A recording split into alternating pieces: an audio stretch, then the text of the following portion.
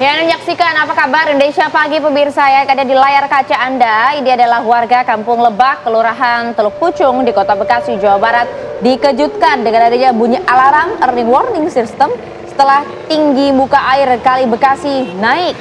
Jadi pemirsa, alarm ini berbunyi dengan keras tanda tinggi muka air Kali Bekasi naik yang membuat ratusan warga panik. Banjir di 2 RT, ketinggian hingga 1 meter lebih yang berada di pinggiran Kali Bekasi, sedangkan di bagian atasnya banjir setinggi 60 cm. Ada puluhan kepala keluarga yang mengungsi di musola berlantai 2. Menurut Ketua RT, usai alarm tersebut berbunyi cukup keras, sebagian warga ada yang mengungsi, sementara sebagian lainnya masih bertahan di lantai 2 rumah mereka.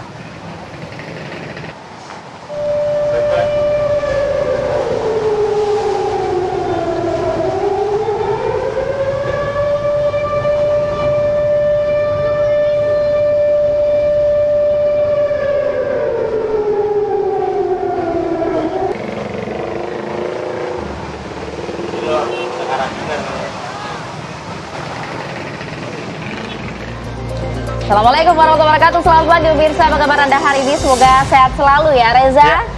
Wih, Gimana? potongan rambut baru nih. Biar lebih seger aja kayak pagi ini. Seger banget, dari bangun tidur semua sudah becek alias hujan yang nggak berhenti. Aduh, begitu ya. Makin deras nih kalau di kawasan kita, di kawasan Kuningan, hujan udah mulai reda ya, tapi mendungnya tuh masih bergantung nih. Tapi kayaknya hujan seperti ini juga terjadi di beberapa daerah kan di wilayah Jakarta. Jadi lagi-lagi harus waspada untuk pemirsa yang mungkin akan melakukan aktivitas akan berangkat ke kantor gitu ya. Harus dipersiapkan segalanya nih. Iya, bisa berangkat lebih cepat mungkin untuk menghindari kemacetan dan juga titik genangan. Kalau tadi saya dari perjalanan menuju rumah, dari rumah menuju ke sini, ada beberapa titik yang terjadi genangan di sana begitu ya. Jadi harapannya pemirsa bisa lebih bersiap.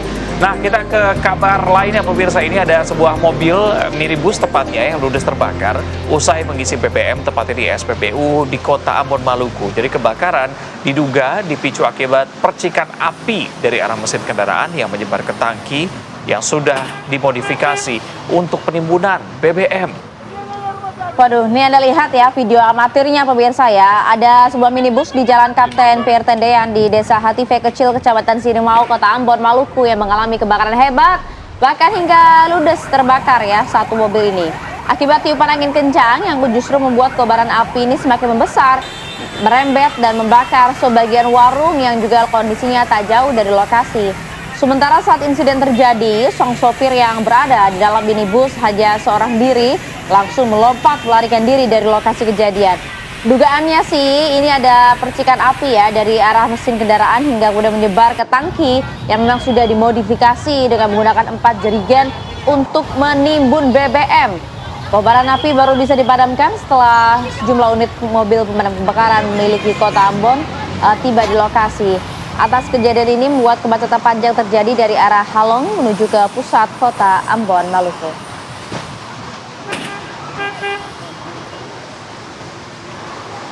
Oke, sementara itu pemirsa, kalau kita bergeser juga ke wilayah Jakarta, ini sebuah rumah di kawasan Kelurahan Pekojan, Tambora, Jakarta Barat mengalami kerusakan berat setelah terjadi ledakan yang berasal dari kebocoran tabung gas 3 kg. Jadi ledakan ini nggak cuma membuat kerusakan bangunan, ada 7 orang yang menjadi korban di sana pemirsa. 4 orang penghuni rumah dan 3 warga yang berada di depan rumah. Sebelum terjadinya ledakan sempat tercium aroma bau gas, diduga regulator yang mengalami kebocoran.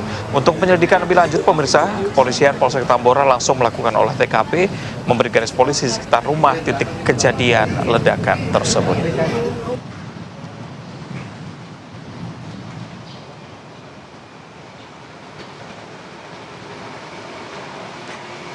Kita kabar lainnya pemirsa, ini masa memblokade jalan dengan membakar ban di Timika, Papua Tengah setelah 1 warga tewas ditikam benda tajam.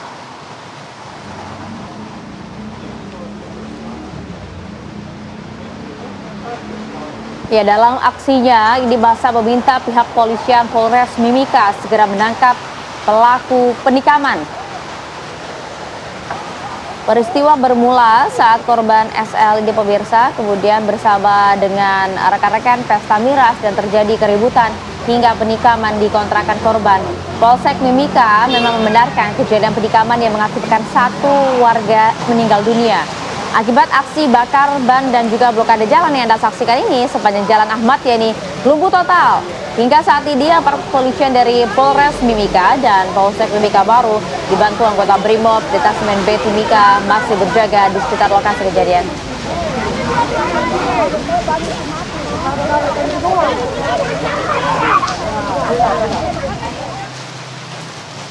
Kita beralih ke informasi lain, pemirsa. Seorang lansia warga Kabupaten Serang, Banten ini tewas usai dianiaya di sebuah lapangan. Pelaku yang diketahui berjumlah 5 orang tersebut berhasil ditangkap polisi. Dalam video yang kami tampilkan ini, pemirsa, ada seorang pria dalam kondisi terikat ditemukan berlumuran darah di sebuah lapangan yang berada di perumahan Pancunan Indah, Banten.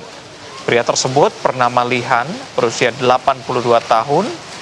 Korban dilarikan ke rumah sakit namun nyawanya tidak tertolong. Atas kejadian ini, Satreskrim Polres Serang Kota langsung mengamankan 5 orang pelaku yang masih satu keluarga. Penyebab kejadiannya diduga karena dendam pribadi, di mana korban sebelumnya pernah membacok salah satu pelaku, sehingga pelaku sempat dirawat di rumah sakit dengan luka berat. Kelima pelaku ini awalnya hanya akan mengamankan korban yang saat itu berada di TKP, namun para pelaku tersulut emosi hingga menganiaya korban dengan cara memukul dan mengikat pelaku. Ikat korban maksud kami.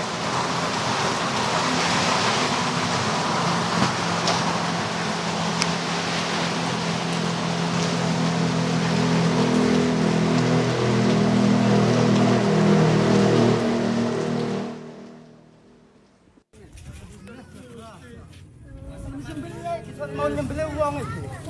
Kurang apa? Gacok sila.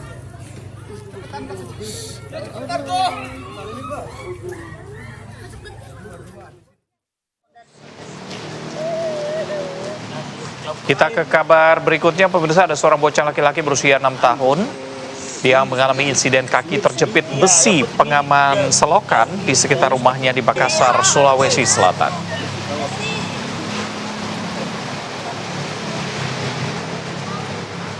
Ya, pemirsa, warga kemudian menghubungi Dinas Pemadam Kebakaran dan Penyelamatan wilayah Makassar ya, dan menurunkan tim unit rescue ke lokasi kejadian untuk menolong sang bocah tersebut. Jadi setibanya di lokasi yang Anda lihat ya, petugas langsung bergerak cepat, bahkan hati-hati begitu ya, aduh dek. Kemudian langsung dievakuasi oleh petugas damkar menggunakan alat strong arm. Proses evakuasi memang berlangsung cukup singkat sebenarnya, tak sampai 5 menit bahkan. Kaki korban kemudian berhasil dilepas dari sela besi selokan. Korban yang usianya baru 6 tahun ini kemudian langsung ditenangkan dan diserahkan kepada orang tuanya. Mungkin dia juga nggak nyangka ya, bahkan sampai kemudian harus memanggil tim damkar gitu ke lokasi ya. Kebayang gimana traumanya, tapi kasihan juga ini pas kejadian hujan tuh, harus ditutupin terpal dulu. Jangan main-main lagi di sana ya, Dea.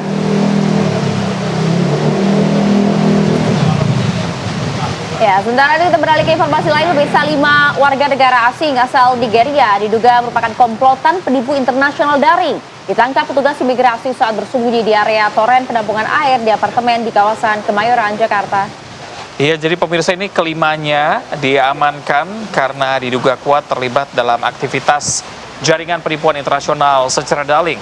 Hasil pemeriksaan petugas, kelimanya merupakan komplotan pelaku love scamming dan juga expedition scamming. Ini lagi-lagi ya, banyak yang menjadi korbannya, bahkan sampai ratusan juta rupiah harus dikeluarkan karena korban dari love scamming ini. Jadi modusnya mereka menggunakan aplikasi Facebook, di mana pelaku menjerat korban para wanita kaya dari sejumlah negara seperti Sri Lanka, Jamaika, India, dan juga Amerika Serikat. Selain melakukan aksi penipuan secara daring, para pelaku juga melakukan pelanggaran keimigrasian.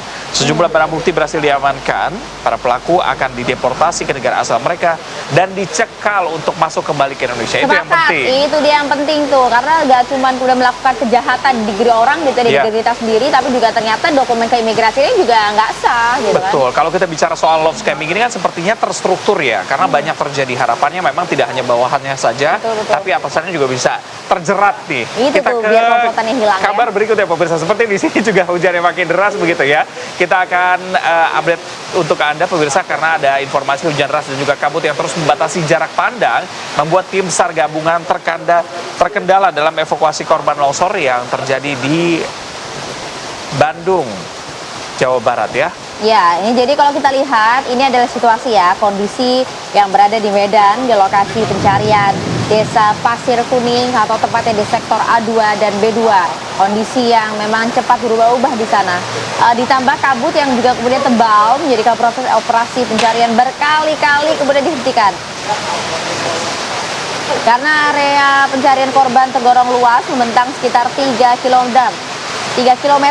Kondisi tersebut menuntut kehati-hatian ekstra agar tidak membahayakan petugas di lapangan. Sementara itu, berdasarkan data Incident Commander, untuk hari kelima proses pencarian sudah ditemukan 50 kantong jenazah, di mana 35 diantaranya sudah teridentifikasi dan 30 masih dalam proses pencarian.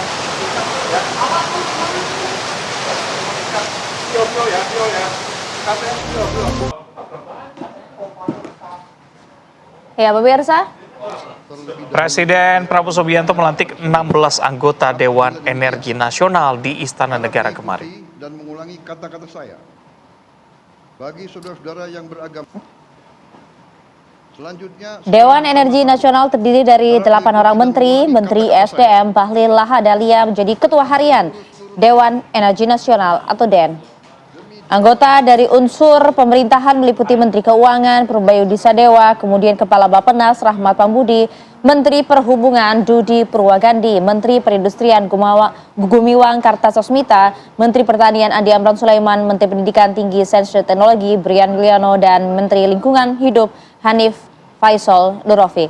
8 anggota DEN lainnya berasal dari unsur pemangku kepentingan, yaitu akademisi, kemudian industri hingga teknologi. Mereka adalah Muhammad Fadil Hasan, Satya Widya Yuda, Unggul Priyanto, Sripani Inten Cahyani, Saleh Abdurrahman, Muhammad Khalid Syairazi, hingga Joni Jonathan Numberi dan Surodo.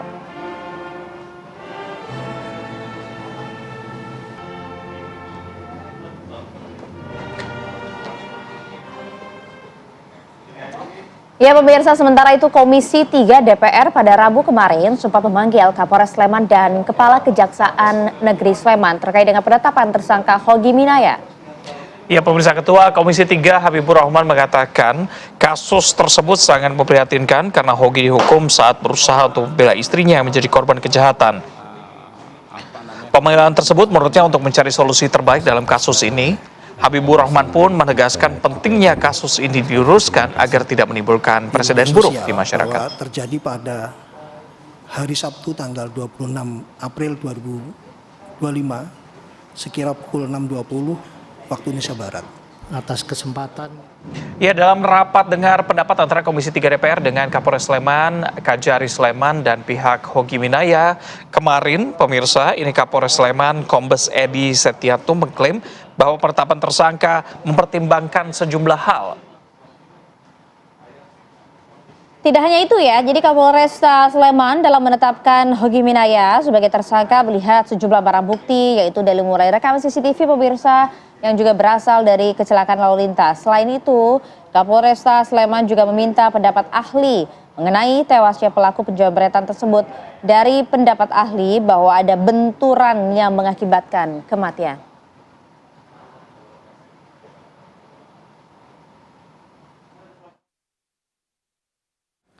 Namun penyidik juga mendapatkan 2 CCTV dalam peristiwa laka lantas. Terlihat dari 2 rekaman CCTV bahwa dari sudut depan terjadi kecelakaan, terlihat bahwa motor tidak berada di luar jalur, melainkan sudah berada di jalurnya. Namun terjadi pemempetan hingga tersinggol keluar jalur dan akhirnya ditabrak dari belakang sehingga terbang dan terpental dari motornya. Kemudian adanya 2 temuan CCTV tersebut, penyidik meminta pendapat ahli dengan hasil bahwa menurut pendapat ahli, kausa meninggalnya kedua korban adalah sebab ditabrak dari belakang dengan kecepatan tinggi. Sehingga selain motornya terbang, kedua korban juga turut terpental dari motornya dan menabrak tembok. Ya pemirsa, sementara itu pemirsa kalau kita lihat ya pemirsa ya, Ketua Komisi 3 DPR Habibur Rahman ini menyesalkan sebenarnya terjadinya peristiwa yang diduga ada kekeliruan penetapan tersangka terhadap Hogi Minaya dan juga kemudian meminta agar kasus ini bisa diberhentikan dan tidak perlu adanya restoratif justice. Iya, sementara itu anggota Komisi 3 DPR Irjen Pol Purnawirawan Syafarudin meminta agar Kapolres Sleman memahami betul KUHP dan KUHAP yang baru sehingga bisa membedakan antara pembelaan diri dengan perbuatan melawan hukum. Uang kerohiman, astagfirullahaladzim.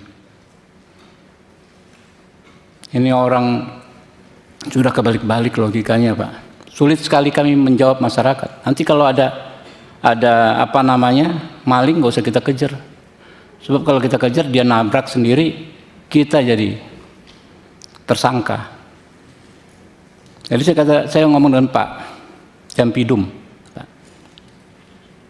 Udah Pak, saya bilang KUHAP baru ada solusinya.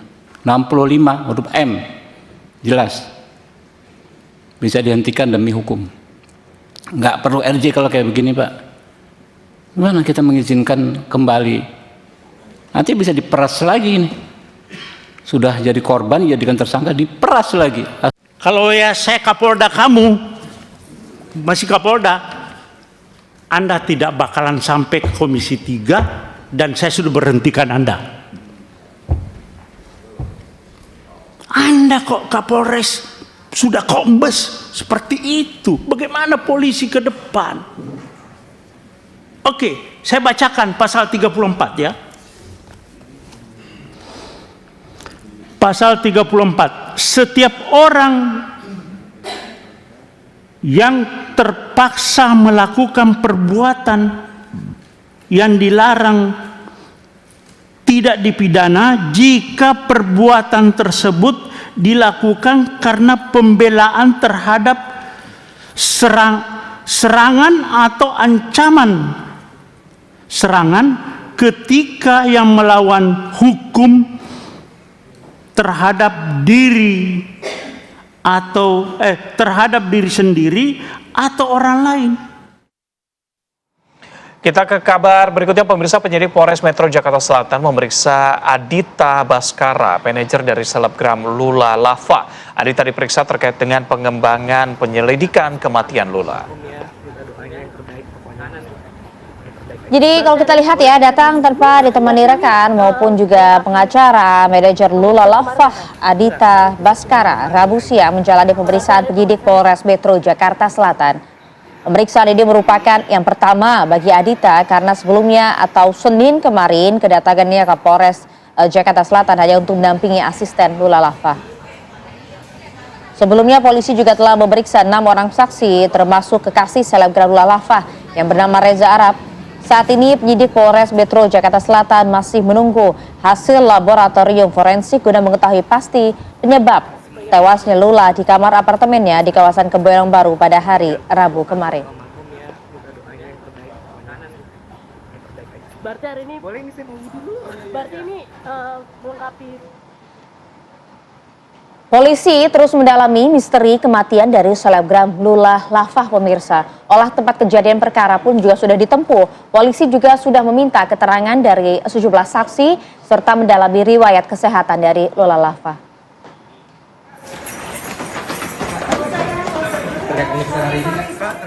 Sedikitnya 6 orang telah dimintai keterangan oleh Kepolisian Resor Jakarta Selatan terkait kematian selebgram Lula Lava. Manajer selebgram Lula Lava, Adita Baskara alias Ara, diketahui telah datang bersama asisten memenuhi panggilan pemeriksaan oleh penyidik di Mapolres Metro Jakarta Selatan. Meskipun demikian, hingga selesai pemeriksaan, yang bersangkutan tidak banyak memberi keterangan kepada media. 6 orang yang dimintai keterangan adalah mereka yang berada di lokasi saat kejadian serta pihak rumah sakit. Polisi juga memastikan saat ini masih berada pada tahap penyelidikan untuk menentukan ada atau tidaknya unsur tindak pidana dalam peristiwa ini. Sampai saat ini kita sudah memeriksa atau mengklarifikasi 6 saksi yang sudah ada di TKP juga pada saat itu. Selain itu dengan pihak rumah sakit karena berdasarkan informasi saksi, salah satu saksi, saudari LL ini mengalami gangguan kesehatan. Oleh karena itu kita juga berdasarkan keterangan itu berkoordinasi dengan pihak rumah sakit untuk mencari tahu, mengklarifikasi fakta yang ada seperti apa. Hingga kini pemeriksaan masih berlangsung terhadap sejumlah barang bukti oleh laboratorium forensik. Peristiwa bermula saat Lula Lahfah ditemukan tidak bernyawa dalam kamarnya di apartemen kawasan Jakarta Selatan pada Jumat 23 Januari 2026. Hingga kini penyidik masih menunggu hasil pemeriksaan medis untuk mengungkap penyebab pasti kematian korban.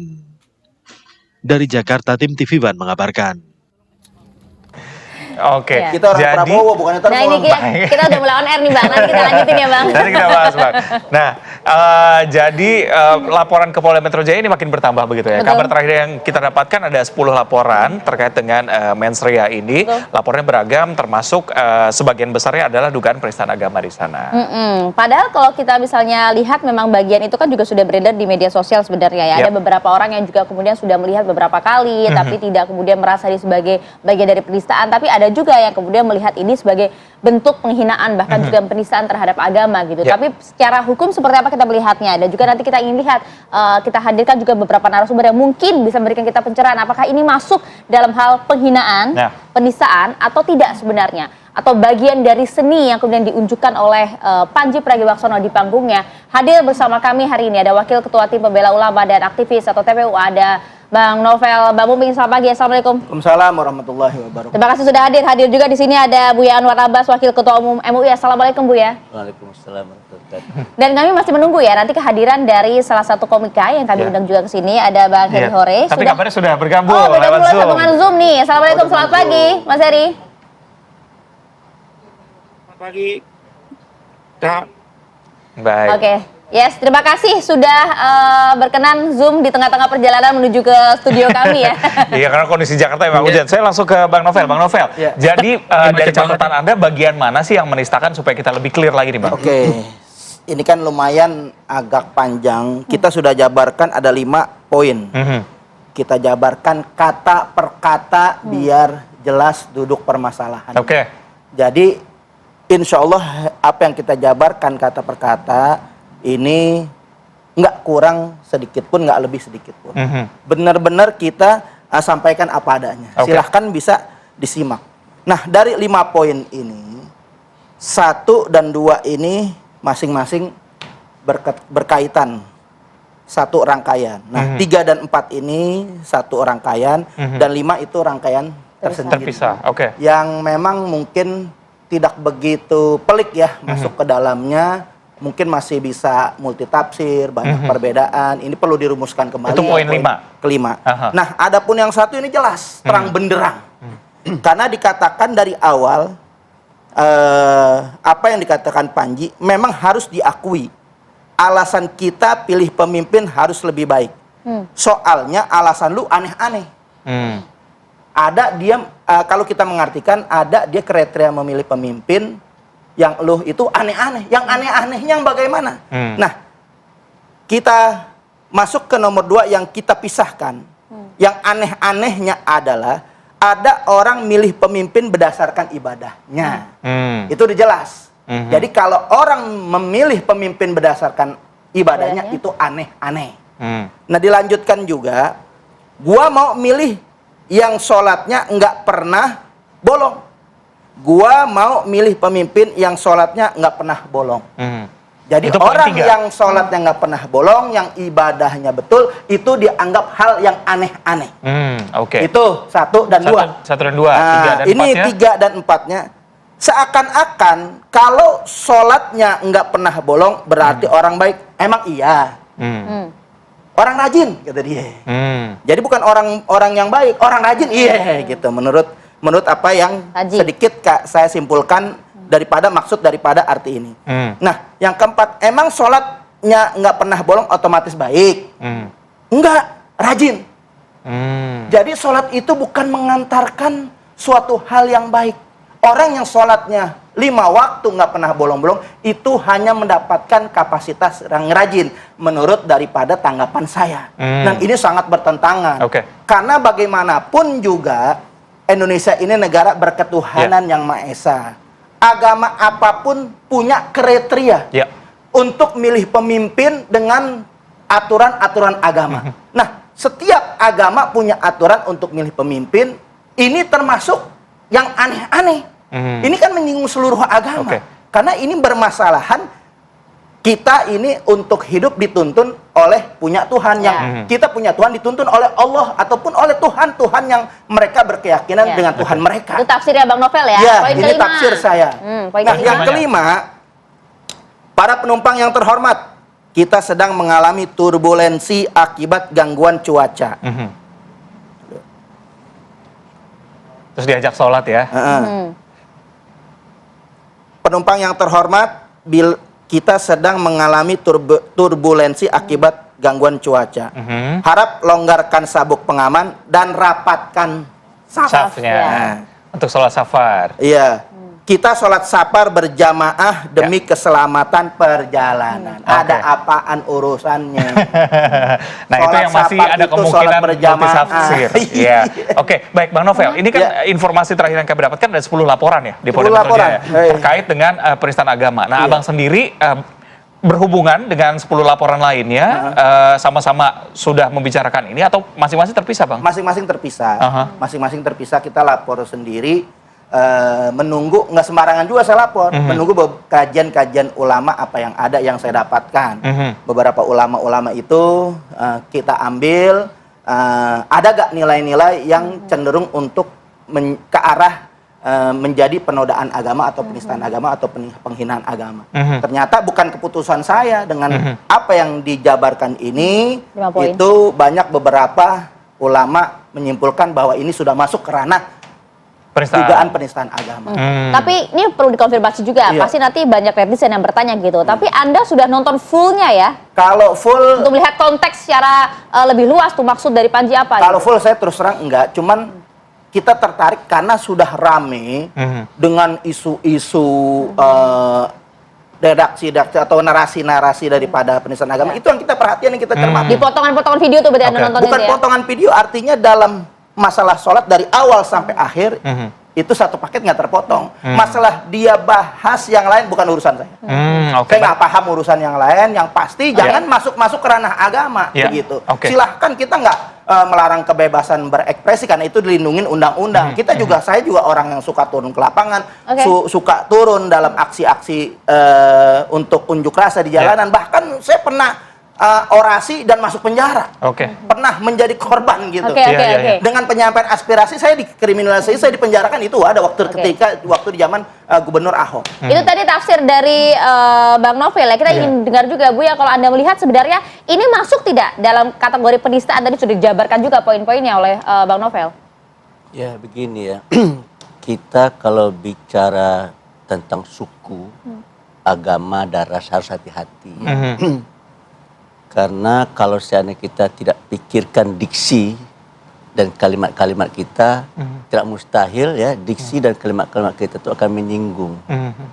Dan kalau seandainya orang sudah tersinggung ya, itu kan menyangkut hati, bukan menyangkut otak ya. Dan itu sangat sangat berbahaya menurut saya. Dan kalau seandainya terjadi sesuatu seperti sekarang ini ya, ini kan tidak hanya masalah otak, itu masalah hati kan. Oleh karena itu saya terus terang saja ya, saya tidak melarang orang untuk bercanda ya, tapi ada batas-batasnya. Saya tidak melarang orang untuk melakukan ekspresi seni, karena menurut seni itu juga indah ya. Tapi kan ada batas-batas yang harus diperhatikan. Ini sudah kelewat batas? Habib Novel kan menganggap itu sudah melampaui batas ya. Saya kan belum mengkaji betulnya. Cuma saya kan pernah juga di organisasi saya Muhammadiyah juga pernah disinggung oleh beliau ya. Nah saya ini ada dua hal ya. Pertama, saya melihat saya sebagai orang dikritik gitu ya. Bagi saya siapapun yang mengkritik saya terima saja. Dan saya akan menghadapi kritik itu dengan tersenyum gitu. Tetapi kalau seandainya kita bicara bagaimana cara mengkritik yang baik, itu mungkin barangkali lagi ceritanya ya. Menurut saya ya seperti yang dikatakan Novel tadi ya, kita adalah orang yang beragama, kita adalah orang yang berbudaya ya. Kita adalah orang yang di negaranya berfalsafahkan Pancasila, ya tentu harus ada rambu-rambu yang harus kita perhatikan. Dan saudara Novel tadi kayaknya menganggap ini ada rambu-rambu yang terlanggar oleh yang bersangkutan. Tapi kalau sebagai Muslim, mohon maaf Bu ya, ini pantas tersinggung tidak sih kita mendengar ini kalau Buya sendiri Ya, sebagai saudara seorang Novel ini Muslim? kan orang Muslim nih. Kalau Buya?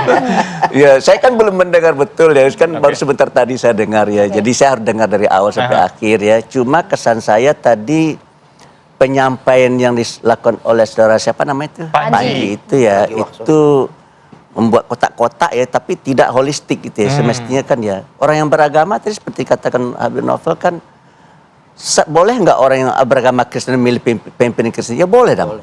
Boleh nggak orang yang beragama Islam memilih pemimpin yang beragama Islam? Boleh. Boleh nggak orang yang beragama Hindu memilih orang yang beragama Hindu? Ya boleh saja kan gitu ya. Kalau begitu orang Kristen, orang Hindu, orang Buddha, orang Katolik, orang Konghucu, orang Islam punya kriteria sendiri dalam memilih pemimpin. Sesuai dengan ajarannya masing-masing.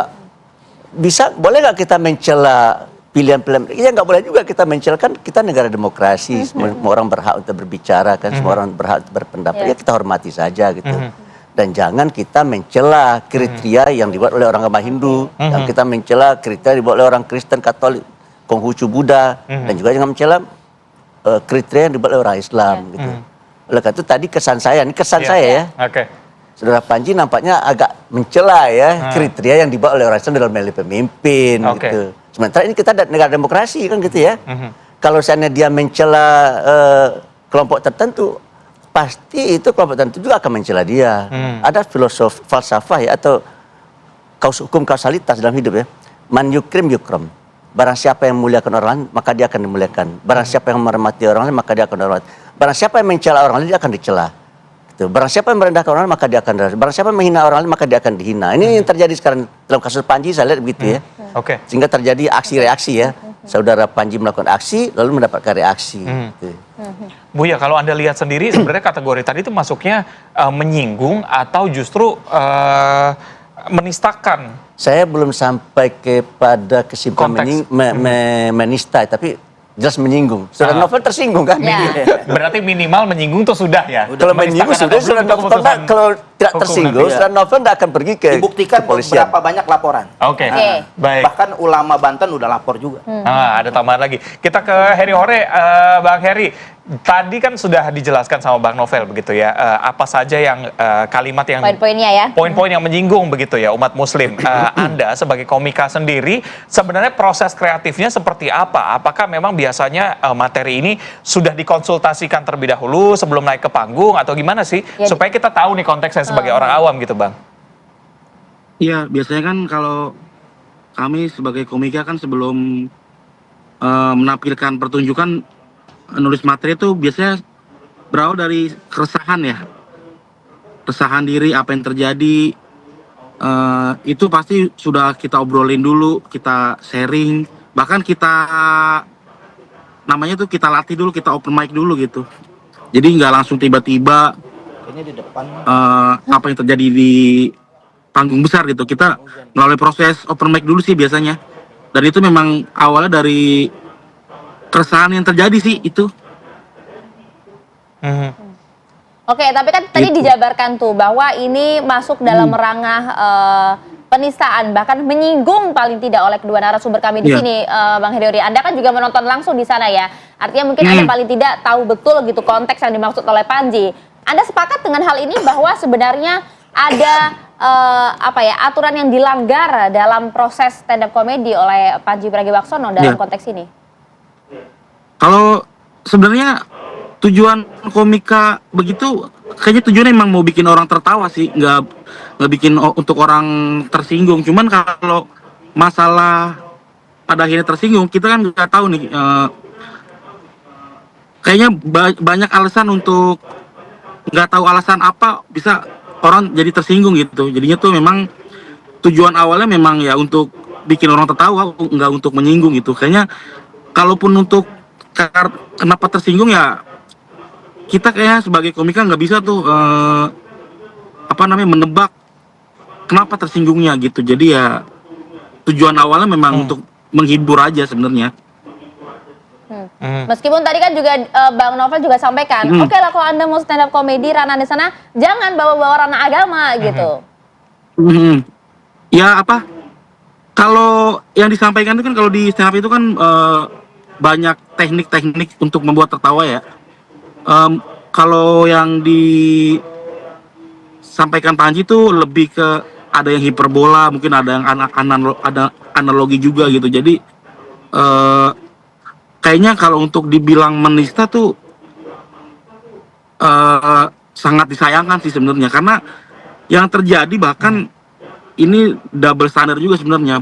Padahal justru lebih banyak beberapa tuh yang dalam tanda kutip tuh penceramah yang bisa ketemu nabi apa segala macam, itu kok biasa aja gitu. Apa karena sama Panjinya bukan satu circle jadi di masa lain, sementara yang satu circle itu dibiarin gitu. Nah itu kayak terjadi double standard aja jadinya gitu. Waduh. Oke. Ini harus konfirmasi dulu kalau gitu ya, Bang Novel. Bang Novel gimana? Ini nggak personal kan? Kenapa ini nggak personal? Saya juga pelaku dakwah gitu. Jadi bukan personal pribadi. Saya melapor atas nama lembaga. Yang lembaga itu sudah sepakat. Kemudian ada beberapa juga dari masyarakat, banyak di lingkungan dakwah yang dari mimbar ke mimbar. Itu udah sangat resah. Di berbagai macam daerah udah resah. Mungkin tinggal hanya menunggu waktu ada aksi-aksi di jalanan atau demonstrasi mungkin akan sebentar, bahkan udah terjadi ketika yang pelapor pertama yang mungkin ya mengatasnamakan NU dan Muhammadiyah itu sudah melakukan aksi turun ke jalan. Aksi di jalan dalam hal apa? Dalam hal untuk minta dia unjuk rasa untuk menyampaikan aspirasinya untuk pemerintah segera cepat bertindak. Dan alhamdulillah saya sampaikan apresiasi juga kepada pemerintahan yang saat ini berjalan dan juga kepada pihak kepolisian yang cepat merespon. Karena saya sudah sangat pengalaman. Sangat pengalaman dalam hal untuk khususnya dalam masalah-masalah penghinaan agama. Bayangkan sudah ada 20 lebih saya membuat laporan terhadap tokoh-tokoh yang menyinggung masalah agama. Termasuk yang pertama saya laporkan Ahok. MUI langsung bersikap waktu itu. Fatwa dari MUI DKI, kemudian MUI pusatnya, ada Sukmawati 2 kali saya laporin. Ada Yakut, kemudian juga ada Victor Leskodat, kemudian juga ada Muafik, kemudian ada Ade Armando, Abu Janda, Denny Serega. Kita masuk ke konteks awal, Bang Novel. Tadi kan seperti dikatakan sama Bang Heri Hore ya, dia mengatakan bahwa sebenarnya konteksnya adalah mengajak ketawa, bercanda, begitu. Tidak ada niat sama sekali untuk menyinggung. Tanggapan Anda seperti apa? Mungkin Jadi bisa dijawab usai jeda. Kita istirahat terlebih dahulu, tetap bersama kami di Apa Kabar Indonesia Pagi. Oke, Bang Novel tadi ditanya nih sebelum iklan ya kan. Jadi kalau menurut Bang Heri Hore, Komika tuh tidak ada niatan untuk menyinggung siapapun gitu ya. Gak ada mens rea ya? Gak ada mens rea di sana. Gimana Anda lihat ya Bang? Judulnya saja mens rea. Boleh dikaitkan juga untuk dengan judul tersebut untuk mengikat opini kita, imajinasi kita mungkin ke dalam niatan jahat. Niatnya udah sebenarnya judulnya udah nggak bagus. Kalau kita melihat segi hukum, mens rea itu niat jahat. Nah, masalah daripada apa yang disampaikan, saya sampaikan kita nggak diskriminasi. Untuk masalah niat itu yang tahu hanya Allah. Mau niat baik, niat buruk, kita nggak bisa cap orang dengan niatnya. Niat itu mesti seiring sejalan dengan amalnya. Niat baik, amal buruk. Islam rumuskan. Niat buruk, amal baik. Buruk apalagi niat jahat, mens rea, amal jahat, bejat. Ada rumusnya, jangan bermain-main dengan masalah niat. Makanya kalau mau masuk ke dalam agama, pelajarin dulu itu niat apa. Niat itu kawasan Allah. Rasulullah diutus bukan untuk membongkar hati manusia, itu Nabi. Nggak tahu hati umatnya mau baik, mau buruk. Kita nggak pernah bisa menghukumkan. Namun agama ada kaidahnya. Nahnu nahkum bidzawahir, wallahu yatawalla asyarair. Kita ini menghukumkan yang zahir, yang terucap dengan tindak tanduknya, itu ada rumusannya. Yang kita hukumin adalah ucapannya, masalah niat bukan urusan kita. Masalah niat yang tahu adalah urusan Allah. Karena hukum menjerat juga masalah apa yang diucapkan. Silahkan saja disampaikan itu sebagai niat baik, silahkan saja. Kalau niat baik, ayo dong. Satu ormas Front Pembela Islam sudah menghimbau 2 kali 24 jam untuk meminta maaf. Sebelum dan pelaporan tobat. ini? Sebelum laporan. Oke. Jadi seketika saya melaporkan, beda saya dengan advokat persaudaraan Islam, yaitu lembaga hukumnya FPI itu, sudah memberikan. Kalau saya udah langsung melapor, karena atas nama TPUA. Komunikasi, langsung lapor aja ya Bang? Iya, langsung lapor aja. Nah, API sudah lebih bagus, lebih santun, lebih lembut untuk mengajak dulu. Kalau Anda punya niat baik, kalau katanya punya niat baik, ada itikat, ayo dong datang. Selesaikan permasalahan. Mas Heri, kita udah lihat ya seperti apa sih kemudian polemik yang diciptakan usai adanya mensrea ini. Kita penasaran juga sebagai komika gitu ya. Jadi worry nggak sih? Jadi kemudian kayaknya nggak bakal bahas-bahas lagi lah hal-hal yang sensitif, karena totalnya sudah ada 10 gugatan loh soal penistaan agama saja, belum lagi soal-soal hal lain gitu loh. Iya, kalau dibilang worry sih sebenarnya nggak terlalu worry, karena kalau mau dibilang penistaan atau menyinggung, kayaknya kami masih berpikir masih banyak hal lain yang justru menistakan, cuman kayaknya tuh santai aja gitu. Pokoknya banyak hal di luar Panji yang ngomong agama tuh kayaknya tuh lebih pantas dibilang penistaan, dan itu masih aman-aman aja gitu. Apalagi kami yang tujuannya cuma mau menghibur orang lain gitu. Jadi ya selama yang lebih pantas dilaporin masih belum dilaporin dan masih aman-aman aja, kami sebagai penghibur ya nggak terlalu worry sih sebenarnya. Gitu sih. Ya lagi-lagi tujuannya memang nggak ada untuk menyinggung atau menistakan lah. Oke, baik. Buya, kalau misalnya dilihat secara luas konteksnya begitu ya. Tadi kita sama-sama udah dengar penjelasan dari Bang Heri juga sudah dilakukan begitu, bahwa tidak ada niat jahat di sana, bahwa tujuannya adalah mengkritik begitu, memilih pemimpin tidak hanya dari sholatnya saja, bukan tapi juga ada gitu, faktor lainnya begitu. Buya sendiri melihatnya seharusnya seperti apa kalau bentuk kritik ini? Ya kalau menurut saya ya, saya ini orang Minang. Di Minang itu ada sebuah peribahasa, buka mulut dulu baru ngomong. Gitu, artinya pikirkan dulu apa yang kita sampaikan baru kita ucapkan. Kalau ini saya lihat beliau tidak memikirkan kata-kata dan diksi yang akan beliau pilih untuk beliau sampaikan. Itu aja kesimpulan saya. Kalau dari maksudnya saya rasa dia tidak punya maksud buruk, dia tidak punya maksud jahat. Saya yakin ya. Panji ini punya niat baik juga ya, cuma sayangnya ya ketika menyampaikan ya beliau menyinggung hal-hal yang terkait dengan SARA. Seperti yang saya katakan tadi, kalau kita bintang SARA ya itu sangat sensitif. Sangat sensitif sekali itu. Sehingga mendapatkan reaksi yang luar biasa kan. Kan tidak hanya saudara Novel yang melakukan reaksi, banyak pihak yang melakukan reaksi. Tapi karakter Panji itu memang seperti itu. Ya, karena pembahasannya topik-topik stand-up-nya itu yang Panji ini, saya tidak tahu ya, saudara Panji ini lama di Eropa atau di mana. Mungkin bagi beliau seni untuk seni ya. Saya rasa tidak bisa. Di negeri kita tidak bisa itu diterapkan seni untuk seni ya. So kalau seni untuk seni itu berarti kebebasannya tidak terbatas itu. Sementara kita negara yang berdasarkan Pancasila. Kita adalah negara yang rakyatnya beragama. Kita adalah bangsa yang berbudaya ya.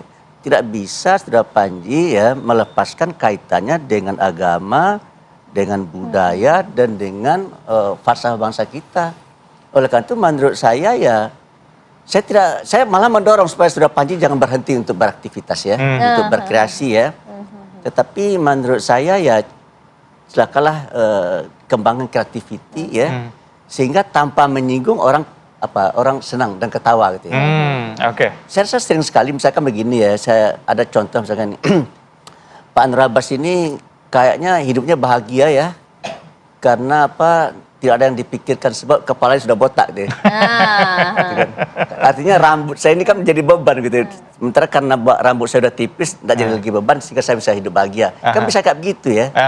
Itu nggak makanya saya terus terang ya, di antara yang saya suka itu adalah Cak Lontong gitu ya. Kemudian siapa dulu Bagito, kemudian dulu ada yang Eko Patrio gitu ya. Itu candaan-candanya enak gitu ya. Kita kena tapi nggak merasa apa gitu ya. Oh, Tersinggung iya, gitu iya. bagi saya Kritiknya ya. tetap masuk tapi tidak menyinggung siapapun gitu Betul. ya.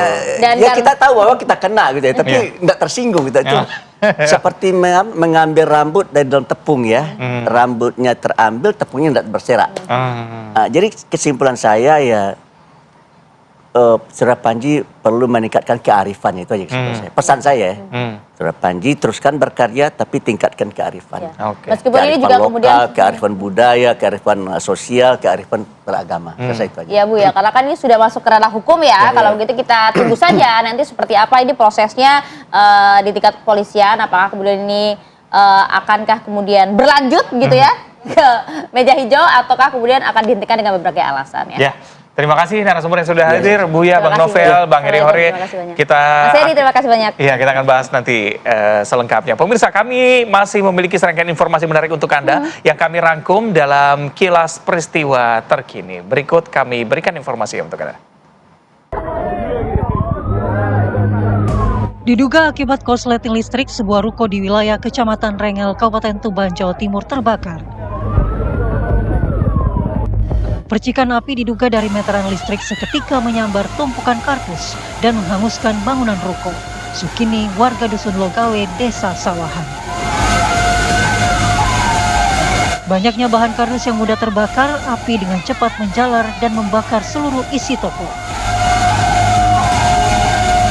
Petugas damkar Kabupaten Tuban dikerahkan untuk melokalisir api supaya tidak merembet ke rumah warga lainnya.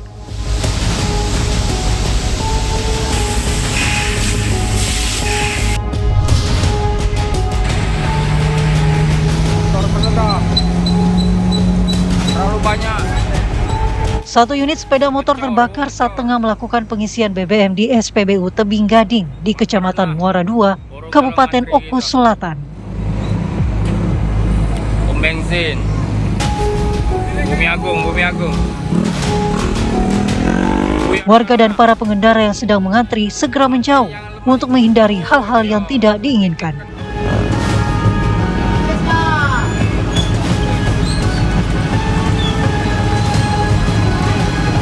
Petugas SPBU segera melakukan pemadaman dengan menggunakan alat pemadam ringan.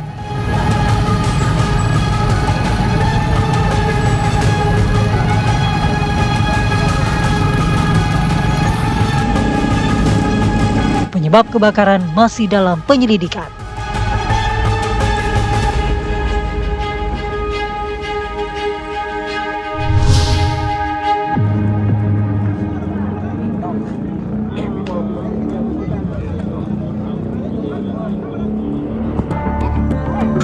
Masa blokade jalan dengan membakar ban di Timika, Papua Tengah setelah satu warga tewas ditikam benda tajam.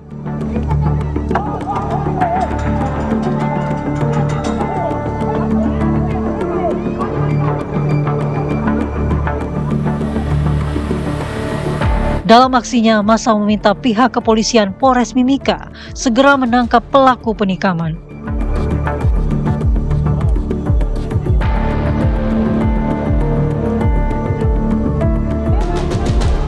Peristiwa bermula saat korban SL bersama rekan-rekan pesta miras dan terjadi keributan hingga penikaman di kontrakan korban.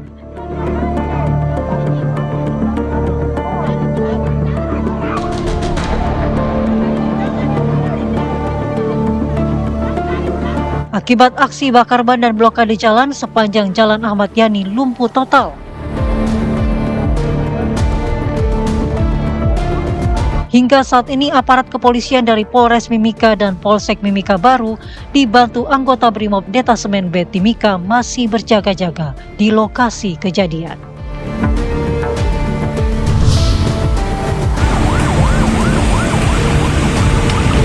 Sebuah pohon besar tumbang menimpa truk kontainer di jalur Pantura, Pangenan, Kabupaten Cirebon, Jawa Barat.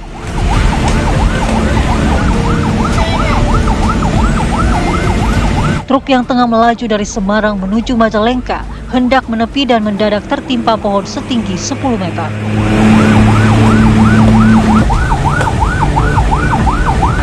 Ranting pohon berukuran besar menimpa bagian depan truk hingga mengalami kerusakan.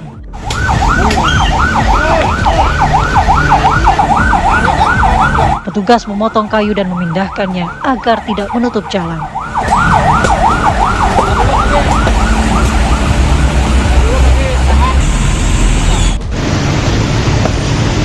Para pengguna jalan dihimbau untuk waspada saat berkendara dalam kondisi hujan disertai angin kencang.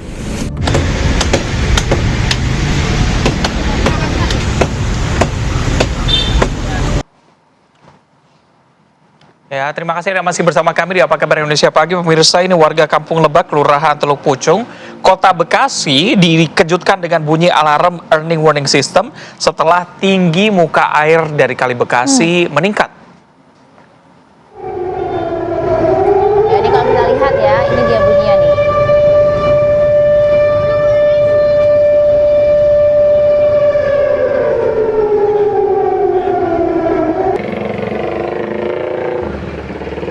Nah, ini dia bunyinya yang kadang sempat membuat warga di sekitar Bekasi ini panik ya, karena ini adalah alarm yang kemudian akan berbunyi keras jika tanda tinggi muka air di Kali Bekasi ini naik dan membuat ratusan warga panik. Jadi memang hujan yang terus mengguyur selama seharian penuh, kemudian tinggi muka air yang kemudian naik, dan juga di bagian hulu kan arus dari air hujan kan juga semakin terus mengalir ya, sehingga kemudian alarm ini berbunyi pemirsa.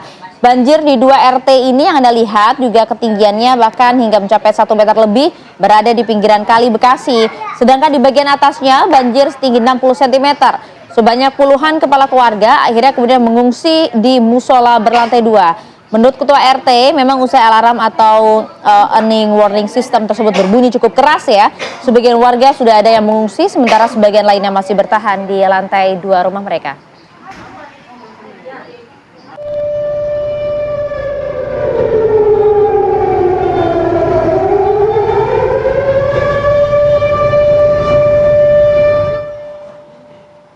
Nggak cuma di Bekasi pemirsa, kalau kita bergeser ke wilayah Jakarta gitu ya, hujan dengan intensitas tinggi pada Kamis pagi membuat ruas jalan sekitar Cawang tergenang banjir pagi hari ini. Nah, seperti pekan lalu sepertinya pemirsa ya, ini para pengguna jalan yang melintas di Jalan DI Panjaitan dari arah UKI terpaksa harus menurunkan laju kendaraan mereka karena kemacetan mulai terjadi dari Kodam Jayakarta sampai dengan lampu merah arah Kalimalang yang tidak terhindarkan. Nah, kalau pemirsa tahu nih sebagai gambaran ya, ini jalannya memang sedikit miring sehingga memang penumpukan air atau genangan terjadi di sebelah kiri. Nah, kendaraan ini harus mengambil jalur sebelah kanan supaya tidak terkena rendaman air, dan mereka juga harus mengurangi kecepatan karena memang ketinggian air cukup tinggi di sana begitu ya. Bahkan kalau kita lihat di bagian paling kiri begitu ya, di kondisi kontur jalan yang paling rendah gitu, ketinggian air bisa mencapai 60 cm loh katanya. Nah, ya informasinya juga di sana ada salah satu galian yang cukup memperparah kondisi ya. Ya, jadi lagi-lagi ya pengguna jalan diminta waspada begitu ya saat melintasi jalan dengan genangan air yang tentunya akan semakin tinggi jika memang cuacanya masih kayak gini nih, hujan terus nih. Betul. Kita ajak pemirsa nih untuk melihat bagaimana kondisi terkini terkait dengan banjir yang terjadi di Bekasi. Ada Kurnia Dwi Hapsari dan juga ada rekan kami Mas Hanuddin Kurniawan. Kita ke Kurnia terlebih dahulu. Kurnia, bagaimana kondisi terkini di sana? Bisa Anda gambarkan tuh, kalau di belakang Anda pagi-pagi sudah banyak yang berangkat kerja ya, tapi genangan juga ada di sana. Silakan ya. Iya, Reza, Ayat, dan juga pemirsa, saat ini saya berada di Jalan Sudirman, di mana ini merupakan jalan nasional penghubung antara wilayah Bekasi dengan Jakarta. Jika saya gambarkan kondisinya pada pagi hari ini, Jalan Jenderal Sudirman mengalami banjir, di mana ini banjirnya itu titik banjirnya dari arah Sekolah Katia Bakti, depan Sekolah Katia Bakti, sampai dengan ke arah Perum 1 ataupun BTN Perumna 1, di mana ketinggian air di sini bervariasi ataupun karena kontur jalannya ini tidak rata, sehingga kendaraan ini banyak yang tidak mengambil arah kiri karena kedalaman air bahkan mencapai sekitar 50 cm. Banjir di Jalan Sudirman, jalan penghubung antara wilayah Bekasi ke Jakarta, baik ke arah Pulau Gadung maupun ke arah Cakung dan lainnya, ini mengalami kepadatan sejak tadi pagi kami memantau, di mana memang kendaraan-kendaraan dari arah Bekasi yang hendak menuju Jakarta ini terpaksa kebanyakan mengambil arah sebelah kanan atau sehingga terjadi kontraflow begitu karena menghindari jalan sisi sebelah kiri yang mengalami kepadatan ini. Di mana memang saat ini sudah ada yang mengatur lalu lintas dari petugas kepolisian, namun ini masih mulai terurai begitu, kendaraan tidak terlalu padat seperti tadi. Jika tadi kendaraan mengalami kepadatan yang cukup panjang dan kemacetan, bahkan beberapa warga ataupun pengendara yang kami tanyakan mengatakan terpaksa harus menunggu sampai hujan reda dan banjir sedikit surut karena dikhawatirkan mengalami mati mesin ataupun mogok karena banyak sekali tadi kendaraan yang terpaksa didorong ketika melintasi jalan Sudirman ini. Di mana jalan Sudirman juga pengendara walaupun ini karena situasinya sedang masih hujan intensitas kecil dan juga masih banjir, sehingga memang di jalan ini juga ada beberapa bagian yang berlubang sehingga mengakibatkan pengendara harus berhati-hati saat melintasi Jalan Jenderal Sudirman ini karena beberapa kendaraan tadi ada yang kelihatan jeblos ataupun menyangkut sehingga harus ditarik seperti itu. Harus berhati-hati. Memang kondisinya saat ini karena memang jam kerja sehingga kepadatan lalu lintas ini terjadi di Jalan Sudirman karena setiap harinya jalan ini selalu ramai dengan kendaraan baik dari arah Bekasi menuju Jakarta maupun arah sebaliknya yang dari Jakarta menuju wilayah Bekasi ataupun pusat-pusat industri di wilayah Bekasi. Ayah Reza, kembali ke Anda. Iya, itu kalau kita lihat memang di jam-jam sekitar ini kan memang kondisi lalu lintas memang cukup padat ya. Tapi kalau Anda lihat sebenarnya Nia, adakah kemudian alternatif jalan lain bagi mereka atau memang ternyata kalau Anda lihat di kawasan Bekasi di sekitar Anda memang semua jalan kondisinya sama, digenangi oleh banjir? Iya, tadi beberapa pengendara saya menanyakan apakah kebanyakan mereka ini ke arah Jakarta yang berangkat Jakarta, mereka mengatakan tidak bisa melewati alternatif, tidak mencari alternatif lain karena mereka tahu bahwa jalan-jalan di wilayah Bekasi juga mengalami kepadatan karena salah satu jalannya seperti Jalan Raya Kalimalang dikhawatirkan mengalami kemacetan panjang seperti di Jalan Sudirman atau jalan penghubung nasional ini, sehingga para pengendara ini lebih memilih menunggu atau bahkan tadi ada beberapa pengendara yang memutuskan untuk tidak jadi bekerja ataupun kembali ke rumah mereka karena sudah mengalami mati mesin motornya begitu, Ayah. Oke, baik. Kita ke Mas Hanuddin Kurniawan. Bagaimana kondisi terkini di tempat Anda melaporkan saat ini? Kalau tadi di Bekasi, Jalan Raya Bekasi memang cukup padat, tidak ada alternatif lain.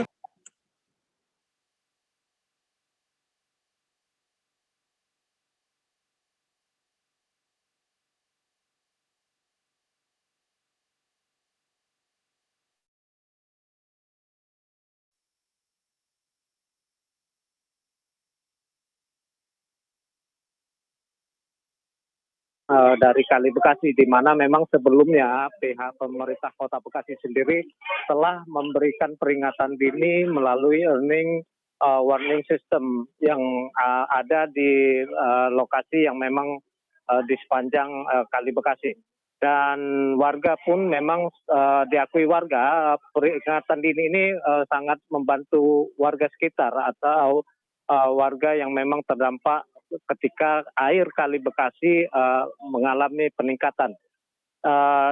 Saat ini memang sebagian warga mengungsi, sebagian lainnya memang masih bertahan di rumah masing-masing. Sementara sekitar lebih dari 350 kakak di Kampung Lebak ini yang mengalami dampak dari luapan Kali Bekasi yang meluap akibat dari kiriman dari hulu di wilayah Bogor yang pertemuan antara Kali Cilengsi dan Kali Cikeas di wilayah Jatiasi. Demikian Reza yang bisa kami sampaikan.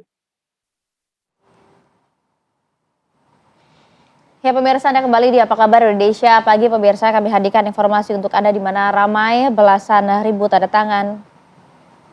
Kami hadirkan informasi untuk Anda pemirsa, salah satunya ini ada informasi yang cukup viral juga begitu ya. Ini ada informasi soal apa itu?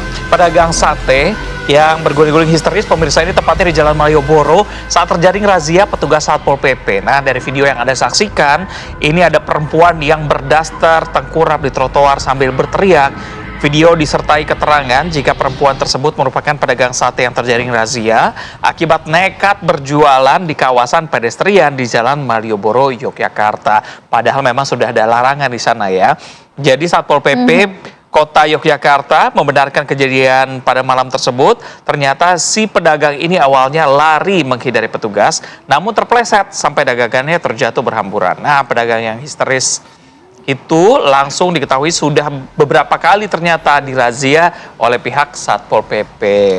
Jadi ini kemudian merontor lari bukan karena apa-apa ya, karena takut terjaring razia ternyata. Karena terjatuh juga, bahkan Satpol PP sudah kenal karena si ibu ini sudah beberapa kali terjaring razia ya. Udah ditandain gitu katanya ya. Oke, dari Yogyakarta kami ajak Anda bergeser menuju ke wilayah Jawa Barat ya pemirsa ya.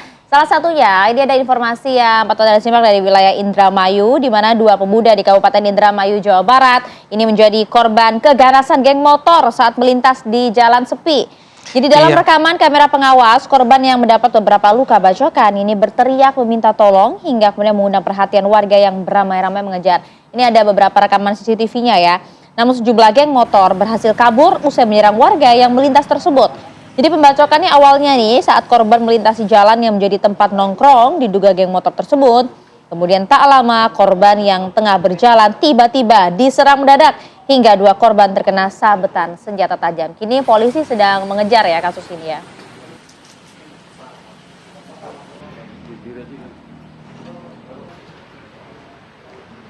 Kena sabetan itu, Pak.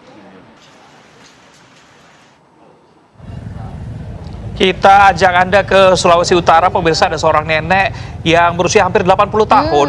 Ini tepatnya di kota Mobagu, Sulawesi Utara, yang nekat mengejar mobil milik Satpol PP yang membawa barang dagangannya. Jadi nenek yang merupakan pedagang bumbu dapur ini berjalan tertatih-tatih, menangis berusaha untuk mendekati mobil yang telah membawa dagangannya, tepatnya di ruas Jalan Pasar 23 Maret, kota Mobagu. Sambil menunggu barang dagangannya, sang nenek hanya bisa pasrah. Dia mengaku rugi karena barang dagangannya belum terjual. Apalagi harus mengutang terlebih dahulu dan akan membayarkan kepada pemiliknya apabila sudah laku terjual. Menanggapi hal tersebut, Satpol PP ini mengatakan penertiban para pedagang yang berjualan di ruang publik sudah sesuai dengan perda yang ada di sana. Dirinya juga mengaku pedagang diberikan sosialisasi dan imbauan untuk tidak berjualan di ruang publik. Memang seperti buah si malakama ya. Tujuannya Satpol PP adalah menertibkan peraturan kota yang sudah ada, tapi di sisi lain memang ada pedagang yang ternyata harus berhutang untuk berjualan dan segala macam, yang mau nggak mau harus ditertibkan karena melanggar peraturan. Betul. Kalau begitu artinya pemerintah harus kemudian memberikan ruang ya bagi mereka untuk bisa berjualan dengan aman. Oke, tapi kalau kita coba bergeser ke wilayah Tangerang Selatan, Reza ya, ada ramai belasan ribu tanda tangan petisi dukungan terhadap seorang guru di sekolah dasar di Tangerang Selatan yang kemudian dilaporkan karena dituduh melakukan kekerasan verbal. Tapi video viral nih. Betul, kita ajak pemirsa untuk melihat ya. Dalam petisi bertajuk keadilan untuk seorang guru yang diunggah di platform change.org disebutkan bahwa laporan tersebut tidak mendasar. Jadi pemirsa, peristiwa ini bermula karena adanya siswa yang terjatuh ketika meminta digendong oleh rekannya. Namun tidak ada siswa yang menolongnya. Sehingga sang guru yang merupakan wali kelas memberikan teguran kepada seluruh murid agar memiliki rasa tanggung jawab dan juga kepedulian sosial. Namun teguran tersebut disalahartikan hingga berujung kepada laporan ke pihak kepolisian. Hingga saat ini pun polisi masih melakukan pendalaman terkait dengan kasus Jadi tersebut. menasehati agar punya empati dan juga rasa peka dan tanggung jawab itu dinilai sebagai kekerasan verbal gitu. Nah, berujung pada laporan polisi. Kita akan lihat bagaimana nanti apakah memang pelaporannya ini bisa berlanjut atau tidak, yang pasti sedang didalami oleh Polres Tangerang Selatan ya. Oke, kita akan tunggu ya nanti bagaimana kelanjutannya ya, karena memang kalau kita lihat di wilayah Palembang ini sempat ada informasi hilang selama 2 minggu pensiunan guru di kota Palembang ini ditemukan tewas pemirsa di perkebunan kelapa sawit di Kabupaten Banyuasin. Korban bahkan informasinya dirampok lalu kemudian dibunuh oleh tetangganya sendiri. Nah, setelah dilakukan pencarian selama 4 hari, Unit 4 Subdit Jatanras Polda Sumatera Selatan akhirnya menemukan jenazah Kristina berusia 80 tahun, seorang pensiunan guru yang dilaporkan hilang oleh pihak keluarga. Jasad korban ditemukan di perkebunan kelapa sawit. Saat ditemukan, tubuh korban dalam kondisi tidak utuh, pemirsa. Pihak keluarga turut hadir untuk mengidentifikasi korban di lokasi penemuan jasad. Terungkapnya kasus ini berawal dari laporan polisi mengenai adanya orang hilang yang dilaporkan pihak keluarga. Dalam kasus ini polisi menangkap 3 orang pelaku yang diduga sebagai otak dan merupakan tetangga korban yang menerima barang-barang hasil perampokan milik korban. Di antaranya ada ponsel dan uang, serta pelaku lain yang membantu pelaku utama menjual mobil sedan milik korban.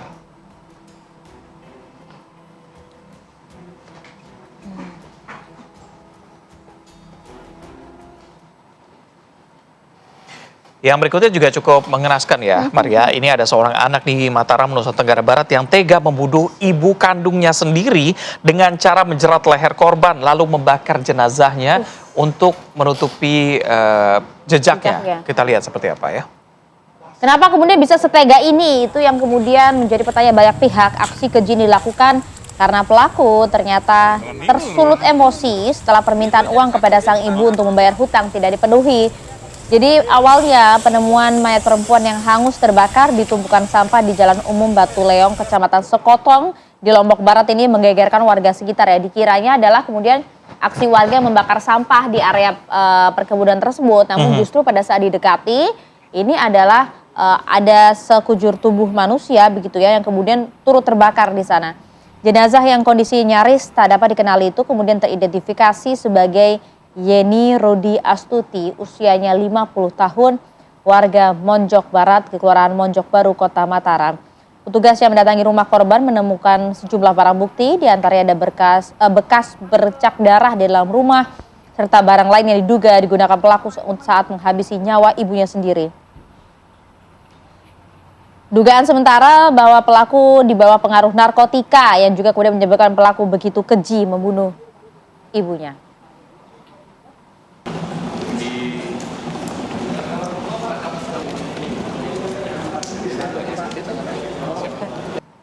Ya, saat ini sedang didalami oleh polisi ya, karena sudah ada beberapa barang bukti dan juga katanya dijerat dengan pasal pembunuhan berencana. Ya. Oke, kita geser dulu ya, kabar lain ya. Ini ada satu rumah warga di Kota Bekasi, Jawa Barat yang kemudian ambruk, pemirsa, ketika longsor yang dipicu pergerakan tanah. Jadi ada 2 ruangan serta toilet kemudian hilang terbawa derasnya arus. Iya, sejauh ini laporannya memang tidak ada korban jiwa maupun luka dalam kejadian tersebut. Namun kerugiannya karena sebagian barang berharga hilang terbawa arus, pemirsa. Kita ajak pemirsa untuk lihat bagaimana kondisinya. Ada satu rumah warga, tepatnya di Kelurahan Teluk Pucung, Bekasi Utara, Kota Bekasi yang ambruk akibat pergerakan tanah di bantaran Kali Bekasi Selasa siang. Jadi sebagian dinding, pintu toilet bahkan runtuh setelah longsor menggerus rumah mereka. Sejumlah barang berharga bahkan tertimbun reruntuhan pasca longsor terjadi. Beberapa di antaranya terbawa arus saat longsor. Beruntung tidak ada korban jiwa maupun korban luka dalam kejadian tersebut. Warga pun berharap pemerintah Kota Bekasi bisa menanggulangi persoalan abrasi di bantaran sungai yang mulai mengancam keselamatan masyarakat, termasuk solusi jangka panjang seperti relokasi rumah mereka. Bekasi lagi, banjir lagi, longsor lagi. Jadi memang karena cuacanya sedang ekstrim seperti ini ya, hujan cukup deras. Sebenarnya juga sudah dihimbau oleh BMKG bahwa aksi ini akan berlangsung hingga awal Februari loh. Kita ajak pemirsa bergeser ke Aceh. Pemirsa, ini akibat kabut asap kebakaran lahan gambut di Kabupaten Aceh Barat. Ada 32 orang warga yang mengalami infeksi saluran pernapasan akut. 2 orang terpaksa harus dirujuk ke Rumah Sakit Umum Cut Nyak karena berusia lanjut dan memiliki penyakit penyerta. Ya, asapnya seperti itu, coba bayangkan bagaimana kemudian itu kalau sampai ke pemukiman warga ya. Sudah 2 pekan ternyata kebakaran puluhan hektar lahan gambut yang masih terjadi di wilayah Aceh Barat ini. Sejumlah wilayah di Aceh Barat diselimuti kabut asap yang mengganggu pernapasan seperti yang terjadi di Kecamatan Johan Pahlawan dan juga di Samatiga. Karena kabut asap, total ada seperti yang saya sampaikan 32 orang nih warga Kecamatan Samatiga, Aceh Barat yang terjangkit infeksi saluran pernapasan akut atau ISPA. 5 orang masih dirawat di puskesmas tempat, sementara sisanya menjalani rawat jalan. Kebakaran lahan gambut diperkirakan telah mencapai 20 hektar lebih, di mana pemerintah setempat pun telah mengimbau warga yang beraktivitas di luar rumah untuk tetap menggunakan masker. Oke, kita tinggalkan informasi dari wilayah Aceh Barat sementara pemirsa, karena kami akan ajak Anda menuju ke Lampung nih. Ada lagi-lagi emak-emak bikin heboh. Kalau yang ini karena protes jalan rusak tak kunjung dibenahi, kemudian langsung beraksi nih. Puluhan emak-emak berdaster di Pringsewu Lampung ini terjun langsung melakukan aksi gotong royong memperbaiki jalan setempat. Keren kan mama kan? Kalau mama udah turun jalan berarti dunia sedang tidak baik-baik saja ya. Jadi bermodalkan material bangunan, ada emak-emak di Dusun Banjarsari, Kecamatan Banyumas, Kabupaten Pringsewu Lampung yang kompak melakukan pengecoran jalan rusak dan menggelar syukuran di jalan. Ini dilakukan karena aksi pengecoran jalan yang pertama tidak ditanggapi oleh pemerintah daerah. Akhirnya aksi kedua kembali digelar namun dengan nuansa berbeda dengan mengenakan daster dan juga melaksanakan syukuran di sana. Mereka memperbaiki jalan ini sepanjang 1 km yang sudah 5 tahun ternyata rusak tidak diperbaiki hingga mengalami kerusakan parah. Jalan ini ternyata merupakan akses jalan utama menuju pusat perbelanjaan, kantor kecamatan, sekolah, hingga ke pasar. Sehingga warga berharap agar pemerintah daerah mengambil langkah nih. Ternyata tidak ditanggapi sehingga mama harus langsung turun. Tuh kita lihat. 5 tahun loh, gimana coba? Syukuran langsung di sana, makan rame-rame sebagai tanda bahwa kita tidak butuh yang banyak janji-janji. Kita langsung kerjain aja semuanya ya. Itu dia ya, jadi gotong royong di sana ya. Jadi perbaikin bareng-bareng, makan bareng-bareng. Aduh. Nah ini ternyata sudah menanggapi ya, Bupati Pringsewu Lampung menanggapi saat dikonfirmasi kejadian tersebut dan mengapresiasi warga masyarakat yang menggelar aksi pengecoran jalan secara swadaya. Hanya apresiasi Pak, kan ditunggu loh Pak aksinya gitu.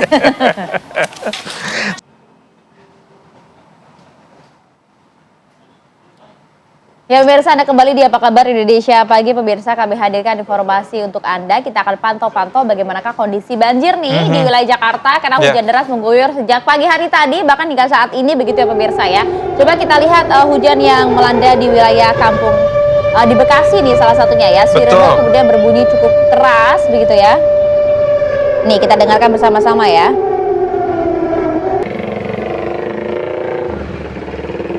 Nah ini warga Kampung Lebak, Kelurahan Teluk Pucung, Kota Bekasi, Jawa Barat dikejutkan dengan bunyi alarm keras tadi ya. Ini adalah alarm early warning system.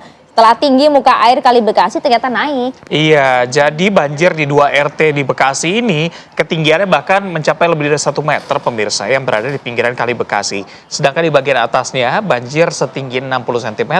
Ada puluhan kepala keluarga yang terpaksa harus mengungsi di musola berlantai 2. Jadi menurut Ketua RT, usai alarm early warning system ini berbunyi cukup keras, sebagian warga yang sudah ada mengungsi sementara, sebagian lainnya masih bertahan di 2 rumah mereka. Nah tadi pemirsa kita sudah ajak untuk melihat bagaimana kondisi terkini di Kali Bekasi ya.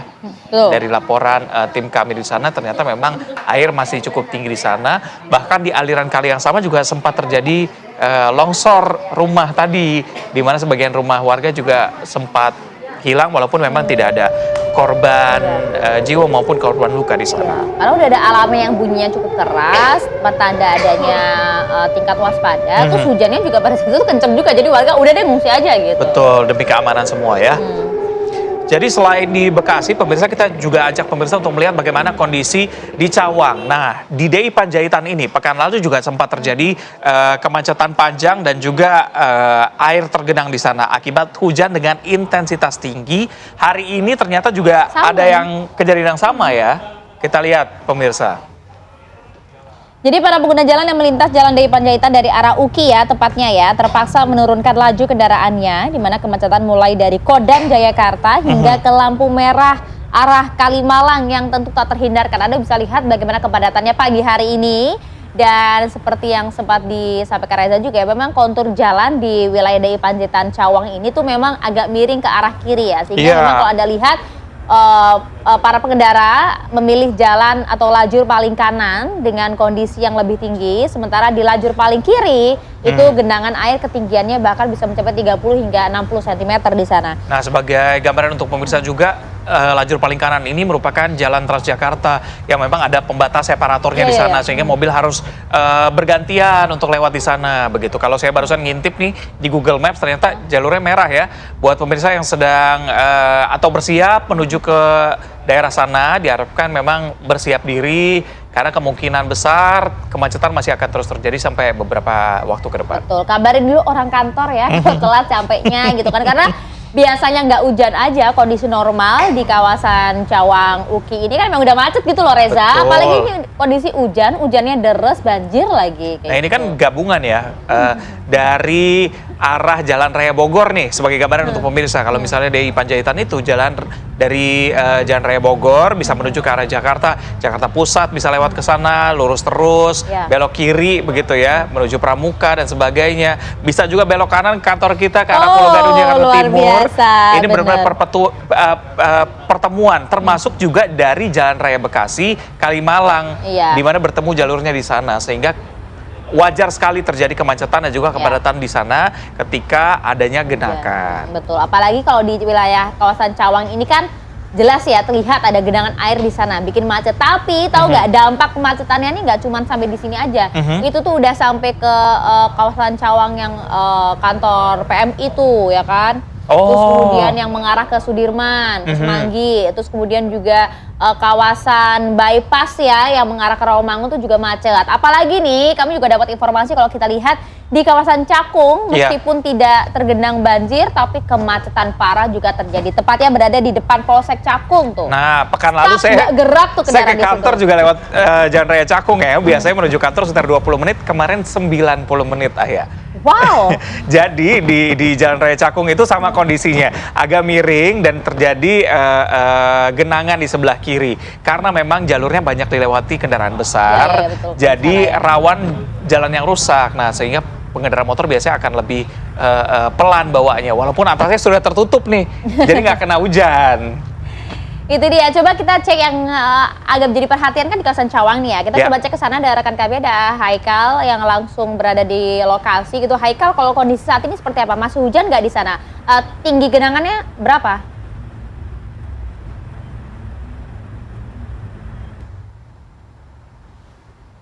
Haikal.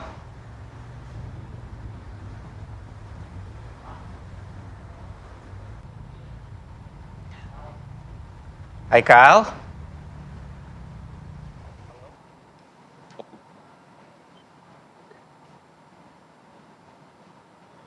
Haikal, silakan dengan laporannya. Bagaimana kondisi terkini di sana? Baik, kami masih mencoba untuk menghubungi Haikal ya. Dari Panjaitan kembali terendam banjir dari intensitas hujan yang cukup tinggi pada tadi malam hingga saat ini arus lalu lintas dari Halim menuju Pulau Gadung juga sudah terlihat kemacetan, di mana pagi ini para pekerja yang melintasi di ruas jalan dari Panjaitan, Cawang, Jatinegara, Jakarta Timur. Hingga saat ini dari kamera saya melihat juga kejauhan sudah padat yang dilintasi, adanya genangan yang mana menghiasi jalanan ini setinggi 50 cm. Begitu bisa yang kami kabarkan di lokasi ini. Oke, Haikal, kalau misalnya kita lihat gambarnya di sana kan memang kepadatan terus panjang begitu terjadi di sana ya. Kalau bisa Anda infokan, ini ujungnya ada di mana? Dan penyebabnya apakah memang karena penyempitan jalan dan juga genangan yang ada di sana, Haikal? Ya baik, kami kabarkan tadi memang saya dari lokasi melihat tidak hanya genangan ini dari cuaca yang cukup lebat pada malam ini, memang ada salah satu proyek yang sedang dikerjakan oleh pemerintah terkait hingga terjadi penyempitan jalan di mana memakan ruas jalan ini dari kanan dan para pengendara memakai ruas jalan ini hanya satu jalan yang bisa dilintasi pada bagian kiri dari DI Panjaitan, Cawang, Jatinegara, Jakarta Timur. Oke, kalau Anda lihat sebenarnya ini memang posisinya kan sudah tidak begitu hujan ya. Tapi apakah kemacetannya ini sudah terurai atau justru semakin padat nih saat ini, Haikal? Ya, baik. Untuk kemacetan saat ini volume kendaraan cukup padat. Mereka juga tadi sebelum bekerja ini tidak mempersiapkan jas hujan yang dimana mereka tidak ketahui pagi ini akan diguyur hujan, namun di Jakarta Timur ini hujan cukup deras begitu, sehingga terjadi kepadatan di mana para aktivitas masyarakat yang ingin bekerja di kantornya masing-masing di Jakarta. Haikal, di sana ada petugas yang berjaga nggak sih, baik pihak kepolisian maupun petugas lainnya yang membantu untuk mengurai kemacetan? Untuk petugas, tadi kami lihat ada petugas kepolisian di mana berjaga di lampu merah, dan petugas Dinas Perhubungan Jakarta Timur ini bersiaga di putar balik ya. Posisinya tepatnya di putar balik untuk mengatur di mana tadi sempat melawan arah dari pengendara motor yang melintasi agar tidak terjadi mati mesin untuk menghindari adanya genangan di lokasi ini. Ya oke, Haikal Pandea, kami masih minta Anda untuk tetap memantau kondisi arus lalu lintas dan juga banjir di lokasi Cawang, Jakarta Timur tersebut, tapi kami harus jeda dulu. Kami kembali untuk Anda sesaat lagi. Terima kasih Anda masih bersama kami, pemirsa. Kita ajak Anda untuk melihat bagaimana kondisi terkini di Jalan DI Panjaitan, Cawang, Jakarta Timur, di mana memang tadi terjadi genangan dan kemacetan cukup panjang bersama rekan kami Haikal di sana. Haikal, kondisi saat ini seperti apa? Tadi Anda katakan memang petugas dari Dishub dan juga pihak kepolisian sudah ada di sana, tapi ternyata kemacetan, kepadatan kendaraan juga masih tetap terjadi di sana ya? Haikal. Baik, memang macet di lokasi Jalan Panjaitan seperti di layar kami kabarkan langsung ini, tepatnya di Cawang, Jatinegara, Jakarta Timur pada Kamis pagi juga masih terlihat dari ribuan pengendara mobil, motor ada di lokasi ini jadi terhambat untuk dilintasi mereka gitu. Untuk saat ini juga ada kami kabarkan juga ada salah satu proyek yang sedang bekerja di lokasi ini juga diakibatkan curah hujan di mana intensitas hujan ini cukup tinggi, juga diakibatkan adanya genangan setinggi 50 cm begitu pemirsa TV One. Nah, kami terus memantau di lokasi belum bisa terurai kembali kemacetan dari arah Halim menuju Pulau Gadung. Saat ini kami kabarkan di lokasi itu. Oke, Haikal Pandea, kalau Anda lihat sebenarnya ini saat ini titik kepadatan dan juga kemacetan dari pengendara ini penumpukannya berada dari titik mana hingga ke titik mana, Haikal? Sebagai informasi untuk pemirsa. Ya baik, pemirsa TV One, kami kabarkan memang titik terjadinya penumpukan kendaraan seperti kendaraan mobil, motor ini tepatnya tidak jauh dari halte bus yang dikenal UKI di daerah Cawang, Jatinegara, Jakarta Timur. Ini tepatnya dari ruas jalan arah Halim menuju Pulau Gadung. Emang di sini juga seperti biasanya tidak hanya curah hujan yang tiba di lokasi menggenangi jalanan ini, juga memang sering kerap terjadi mengalami kemacetan di pagi hari lantaran mereka untuk bekerja ke kantornya masing-masing melintasi di ruas jalan ini. Masih terus terjadi juga penumpukan yang saat ini belum bisa dibilang lancar gitu. Ya Haikal, kalau Anda bisa gambarkan nih, waktu itu kan kita sudah dihantui ya dengan kemacetan parah pada saat banjir juga mengguyur Jakarta di kawasan Cawang. Kemacetannya luar biasa begitu. Iya. Apakah kondisi saat ini sama dengan kondisi beberapa hari lalu itu?